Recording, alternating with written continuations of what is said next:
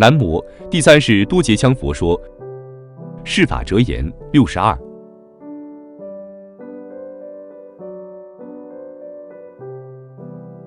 得之欲者，撒手藏事，是为正见。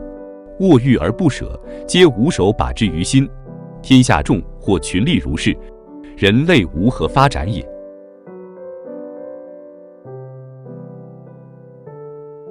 一个人得到荣誉以后，应该立刻将此荣誉藏起，而不植于心，重新继续奋斗努力，为人类继续做出贡献，而不能把自己所得的荣誉把握住不丢。